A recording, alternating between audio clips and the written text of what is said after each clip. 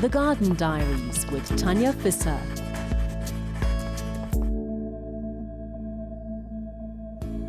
Hi, I'm Tanya Visser, editor of The Gardener magazine, and welcome to The Garden Diaries. Well, it's the month of April, and there couldn't be a better month for you to get stuck into your veggie garden. Well, why this month? Well, temperatures are cooled down. It's a great time to plant all your winter veg to make sure that you can reap loads of them and have loads coming on in your garden so that you can pick them for stir fries, for beautiful soups. Wow, I want to show you what I've got going on here in my garden, and that's going to give you some great ideas. Folks, there is so much going on in this little veggie patch of mine that I've now had to expand beyond it. But let's have a look at what's going on in here. These are some Chinese greens, and you know what, guys? They are so easy to grow. You can either buy them in packs of 6 like this, or you can get them in seed form. And what do you use them for? Well, they're great just on their own, even in salads. Raw, just like this. Loads of vitamin C. Fantastic. Coming up to winter, it's all the cabbage family that you can sow. So it's Brussels sprouts, broccoli, cabbages, all of those. Of course, carrots still go through, beetroot, Swiss chard. I mean, take a look at them. There are just so many that you can use. Most importantly, remember to only sow small amounts of your seed every 2 weeks. So just take a look here. If we open up this guy, open up your packet of seed. There's a whole load of seed inside here.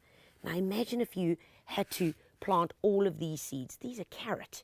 What on earth are you going to do with 498 carrots? I kid you not, because that's what's going to happen. So ultimately, sow small amounts of seed every 2 weeks, because in that way you ensure that you've got a great succession of maturing veggies at different times in your veggie patch. And of course, the most important exercise of all once you've sown seeds is to label it. Use a plastic label like this that you buy from your local garden centre.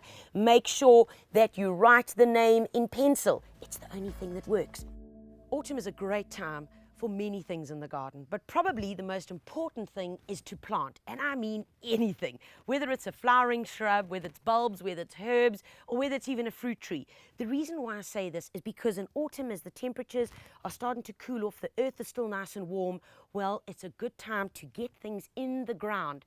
They then have the entire winter to settle in, get their micro roots just starting to settle, and when spring arrives and the temperatures warm up again, well, they've got everything ready to be an entire success. The first thing is to dig the appropriate size hole. So the general rule with holes is double the depth of the bag that you have and double the width. Right, now what I need to do is put in some compost. Now, in terms of compost, you can either use compost that you buy, or you can use compost from your own compost heap, which either way, or mix them both together, is perfect. You really want to use a handful or 2 of bone meal. If you've got dogs, rather use superphosphate. Put a handful in, mix that in, and this is where we start the planting process. Slip off the bag, pop our little guy in here. I've got a variegated thyme. This is a lemon thyme. Remember not to ever plant your plant too deep in the planting hole and bury it much further than it originally was, because that is a sure recipe for disaster. Once you've done that, firm the soil around it, level it out. The fun part now is giving it a good water. Folks, remember to get your major planting done this April. Besides that, you can also prune back those herbs and flowers in your garden that have finished flowering. It just helps them to sustain them through the winter, and when spring comes again, they can start shooting out. Folks, that's all I've got time for this month. Do take care and happy gardening.